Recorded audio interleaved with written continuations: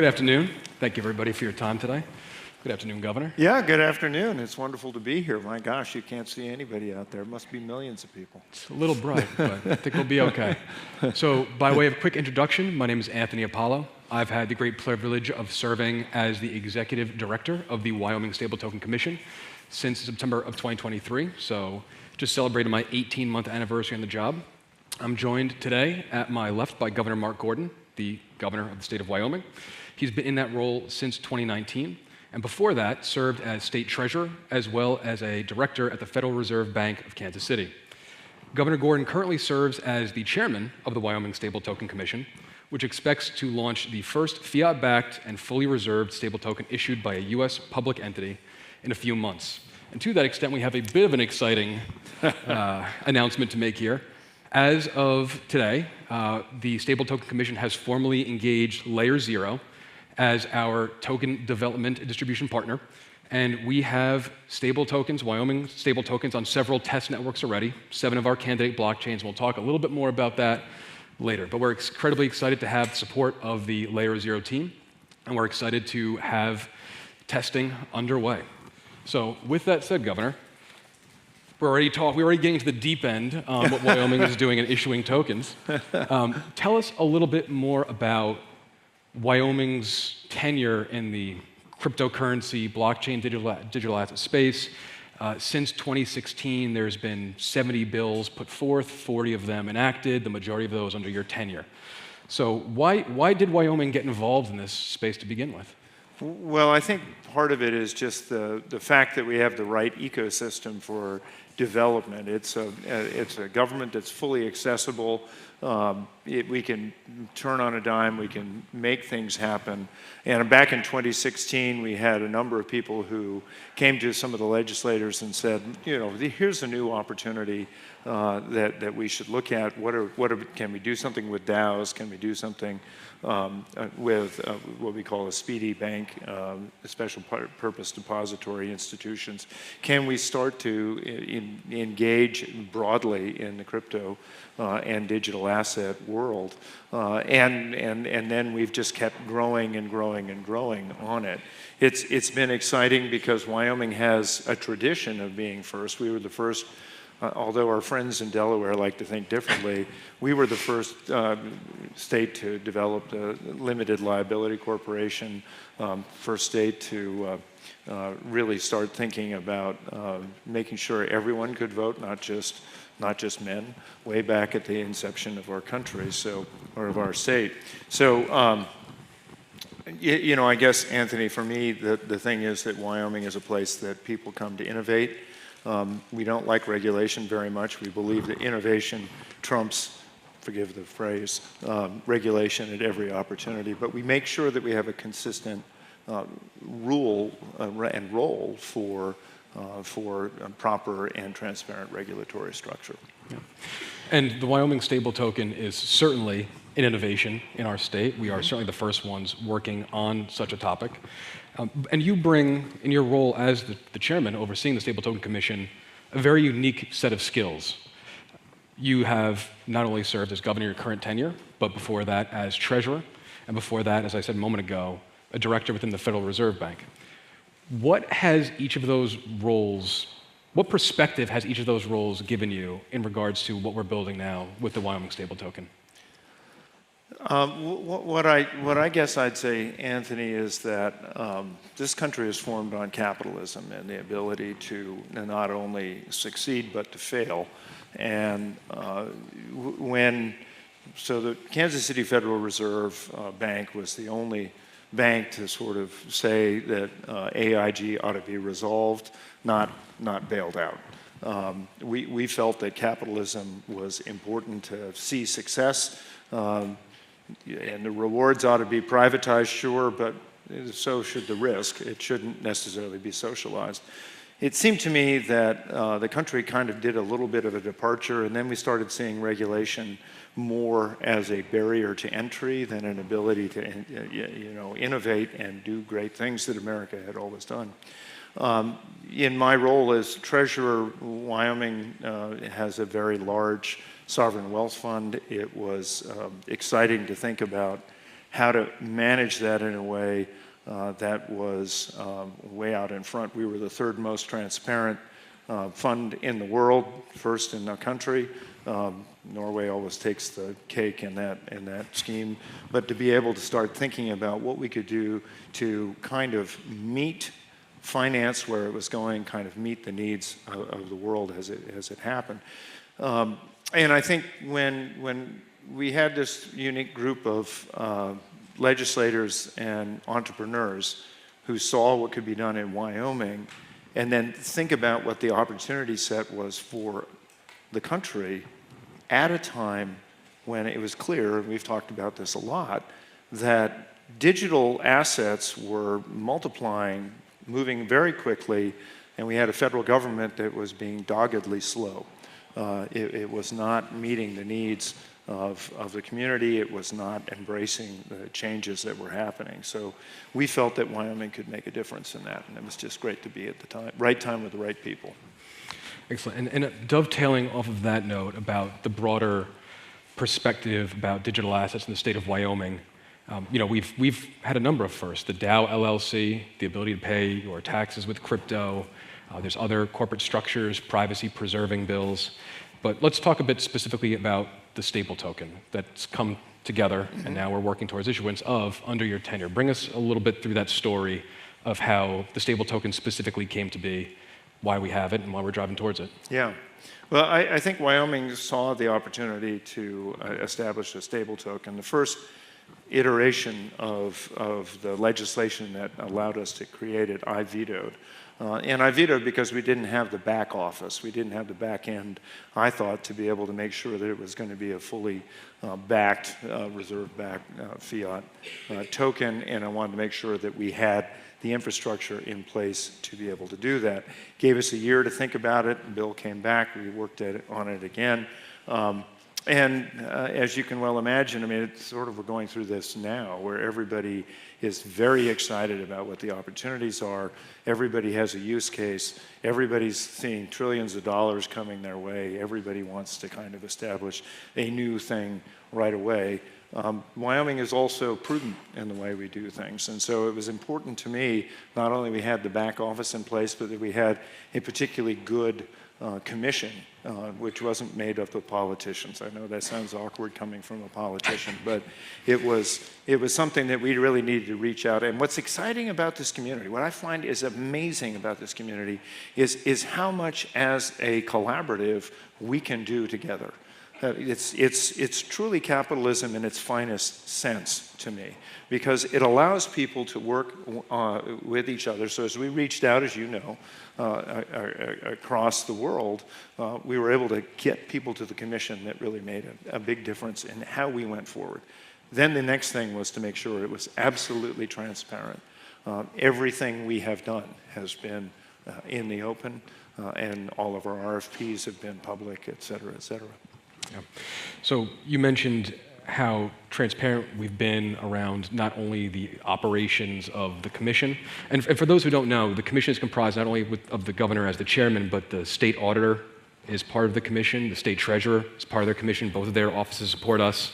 We have several other subject matter advisors on the commission, including Flavia Naves, who was formerly the general counsel at Circle. So we have some firepower.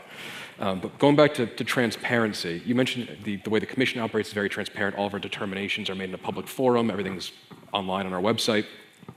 Let's talk about some of the other benefits, and let's say that's writ large, right? What are the benefits for Wyoming as a state, the benefits for Wyoming citizens, and the benefits for the end user of a Wyoming StableToken? Yeah, well, and I think the fact that we've been as methodical as we have been developing this has allowed the population at large, not just a subset, to really start to think about what the possibilities are. It's been particularly important to me, and I'll go back to my Federal Reserve time. It's been particularly important to me that we have something that is of utility and helps make a more level playing field for lay the foundation to make a more level playing field for our community banks and smaller institutions, which are the ones that are more willing to take a risk. They have more knowledge. They may be a little bit more engaged with their clients. And to be able to sort of think about how this can be a tool that can be adapted to make that process work a little bit better. We also felt that because we're small, because we're accessible, and because Wyoming we're very accountable, we could make our structure function better in the public square than perhaps we can with the behemoth that we have now in the federal government. And yeah, you asked about what the benefits are. Not only is it a form of settlement, but it's also kind of cements our opportunity to be able to get things done when others are still fiddling. I can't tell you how much fun it has been to hear people say, God, we're looking at you, Wyoming. It's really amazing what you're doing. And I remember going in to see Lael Brainerd back when she was a governor, and she was saying, well, we really love what Wyoming's doing, but we got to wait till somebody bigger comes along. Well, you know, that's why we're launching today. So, yes, well, we're certainly excited about that, and that brings us to a conversation about that launch status. So I joined 18 months ago, and almost to the month, a year and a half, we're talking about an imminent launch. We've said that we're going to partner with Layer Zero in terms of the status. Would you like to say just a couple more words about just the procurement process along the way and how we've done that in again, the public square? And then I'm happy to share some more details about the test tokens we have live already. Yeah, why don't you do that? But Sure. It was kind of fun. And before you do, I just want to say, you know, the idea came around. I vetoed the first bill. The second bill came along. There was a lot of impatience. I used to work for an oil and gas company, and our moniker was urgency. And so there was a real sense of urgency around that. But we wanted to make sure we got the foundation right. And so for a lot of time, people were saying, gosh, you guys aren't getting anything done. Oh my gosh, you've just had meeting after meeting after meeting. We had a lot of public testimony, a lot of different people pulling in different directions. But I think the staff and others were like a duck. I mean, it was just paddling along. So then that's the foundation for you to be able to talk about what was able to be done in a very short period of time. Yeah, certainly, and thank you for that. So to give the group a little bit of context here about how we've gone about this process, it's important, as the governor's mentioned multiple times already, for us to operate in an incredibly transparent manner, to put all of our determinations public, and that started as far back as a blockchain selection exercise we did in the fall of last year, which is an interesting departure from the state's procurement processes around requests for qualifications and proposals that you're expecting a vendor to respond to. Well, a blockchain is not necessarily going to respond to an RFP. You can't send an RFP to Satoshi Nakamoto for Bitcoin, right? So we had a evaluation committee comprised of commissioners, subject matter advisors, agency resources that did a robust and objective blockchain selection exercise, the results of which are currently on our website, and we're actually entering round 2 of that because we do have a mandate from the state legislature to be a multi-chain offering. So we are going to continue opening the pipeline, the funnel as we go. The second round, an update of that exercise is available on our website, so if you're interested in that, please take a look. And then dovetailing off of that, we've also gone into a request for qualification and request for proposal. We've done 8 of those simultaneously in parallel, which has made for a lot of sleepless nights, but well worth it. And we are at the point now where we are negotiating with the vendors that we find to be qualified, and that's, when we say that word, we really are talking about groups with, the phrase we keep coming back to is existing and demonstrable capacities. We have a small team, a small budget, and the goal is to leverage the work of those who have been there before, but put it together in a kind of a unique package that only a state can do. To that extent, again, we are very excited to announce that Layer Zero is the first team we will be partnering with. We are leveraging their omni-chain fungible token standard to be potentially on multiple chains at launch. Of course, we'll definitively have to launch on one to start, but the goal would be, again, to be multi-chain sooner rather than later. We do have test tokens currently on several different blockchains. Those would be Ethereum, Avalanche, Solana, Polygon, Base, Optimism, and Arbitrum. And I'd like to thank the Layer Zero team personally and on behalf of the commission for the absolutely rapid turnaround in getting that done with us so we could socialize that at today's discussion. We are a state in the capital of the nation. at the federal level, they're working on stablecoin legislation, and we might just get there first. Yeah, I think it's going to be really exciting. And then, for me, one of the things is, as I said, the back end, making sure that we're there. 102% is our minimum for the reserve balance. We're working to see what the volatility is that we need to perhaps address, and we're trying to make sure that we have the structure correct around all that. That conversation is ongoing. It's been fun, and I'll just tell you the evolution of thinking in Wyoming. I'm a rancher by background, and one of our neighbors who happened to be a legislator a few years ago was saying, I don't know if I like that blockchain stuff because it's chains hooked to blocks and they go from here clear to China. And now today to have, it's almost like we've had too much success because, and we'll look at this too, but all in good time. Now people are talking about, well, maybe we can do something backing it with petroleum, or maybe we can do something backing it with gold or silver or some of the other things. So I think there's use cases are beginning to multiply. But for us, it's been about making sure this is a utility. And I can remember talking to a couple of the members of the FDIC years ago because of this debanking issue that is so frustrating. It was, the rest of the world's going to pass America by. And not that a little state like Wyoming can make all the difference in the world, but we sure can start the migration of the investment in our bonds back into our country. So we're hoping that by backing this with short-term treasuries and repos, et cetera, that we'll be able to demonstrate not only the liquidity necessary to meet any kind of volatility calls, but also just the practical implementation of this as a tool, and maybe have America once again way out in the lead, protect our dollar's hegemony. Those are the things that we're really looking for. Absolutely. So you talked about the utility. Is there any particular use case you're excited about for the stable token once we have that live, beyond just the payments and keeping different rails and?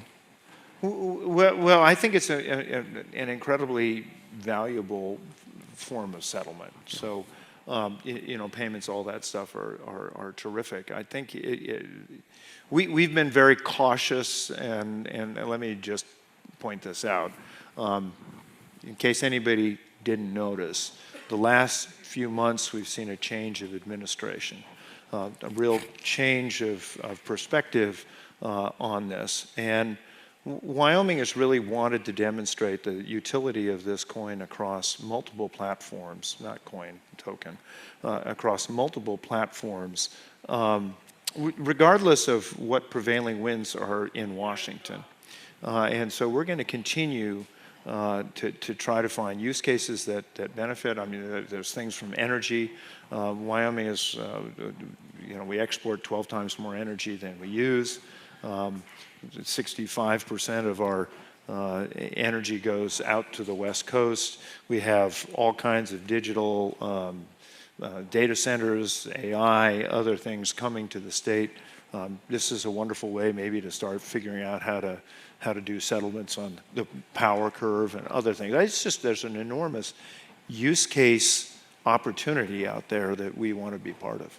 Absolutely. And one thing we should certainly mention, because I don't think it's come up naturally in the flow of conversation here, is when we look at these use cases and we have a stable token, we're backing it with T-bills, those dollars that are generated from the interest go into our school foundation fund. Well, there is that. So this is a public goods project for the state of Wyoming. Thank you for reminding me. I get sort of excited about this, but for Wyoming, it's a utility of making sure that our schools, have what they need to.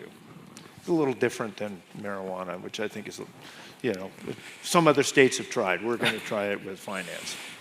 Well, we've got about 15 seconds left. So first of all, I would like to thank you, Governor Gordon, for your time today and being the steward of this incredible, novel, first of its kind project. Yeah. I want to thank the Digital Chamber for having us. We're going to have a press release out imminently that talks a little bit more about the test tokens and the smart contracts that have been deployed on the respective networks. And we'll also be holding a brief press conference for any media in, I believe, room 2. So there's now 0 seconds on the clock. I would thank Governor Gordon again. Thank you for your time today. Thank you very much.